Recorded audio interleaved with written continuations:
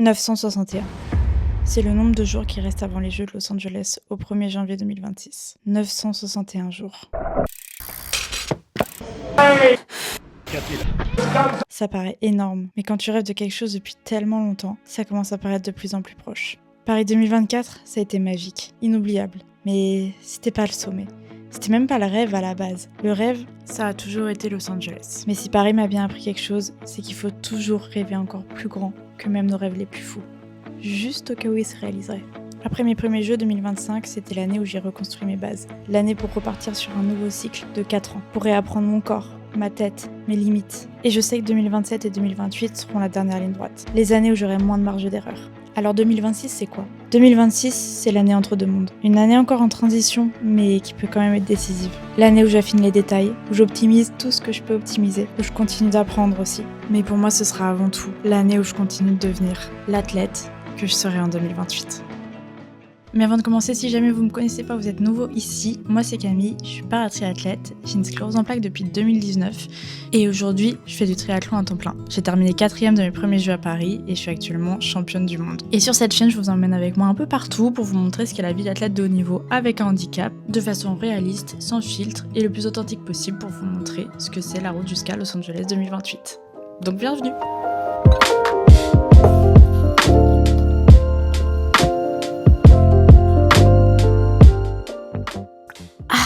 Maintenant que le décor est posé, on va pouvoir rentrer dans le vrai.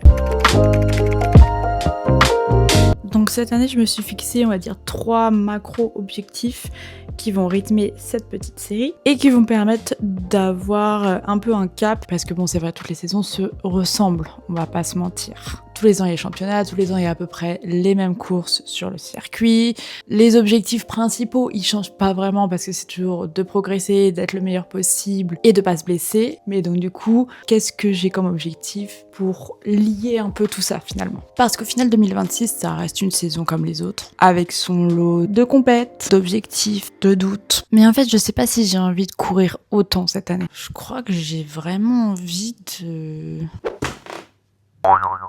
me concentrer sur l'entraînement. Je sais, venant de moi, c'est hyper surprenant. Et en plus, cette saison s'y prête bien, parce qu'elle sera un peu plus courte que d'habitude, avec les championnats d'Europe le 13 juin. Ça change pas trop, mais par contre, les championnats du monde seront fin septembre, donc quasiment un mois plus tôt que d'habitude. Et je pense qu'il y a quand même énormément de choses que je peux encore explorer du côté de l'entraînement. Ce qui m'emmène à mon deuxième objectif, affiner ma technique.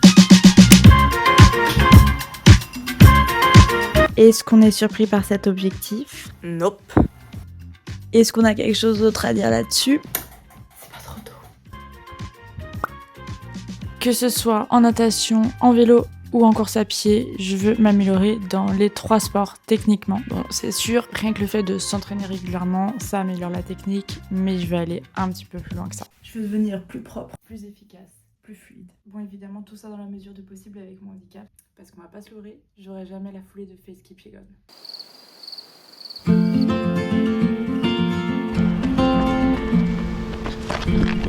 Mais je sais que c'est possible de faire mieux. Donc pas plus fort, pas plus vite, même si c'est quand même les objectifs, mais mieux. Et dans cette même catégorie, il y a tout ce qui est travail de position et d'aérodynamisme sur le vélo.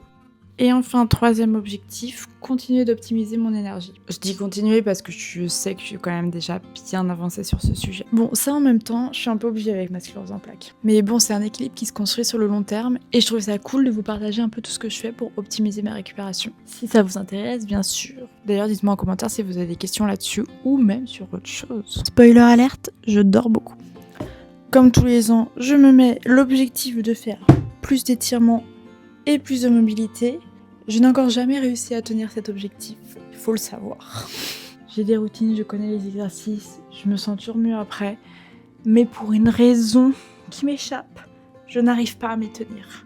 Vais-je réussir cette année ? Surprise. Et le mot d'ordre pour orchestrer tout ça, ça reste toujours le même, le plaisir et le fun. Parce que c'est comme ce qui marche le mieux pour moi et que si je m'amuse pas dans mon quotidien et dans ma vie, je peux tout de suite arrêter ce que je fais, ça n'a aucun intérêt. Bon alors ok, je prétends pas que toutes les minutes de ma vie sont fun, malheureusement. Mais pour moi le plaisir ça passe par plein de petits trucs qui s'additionnent au quotidien.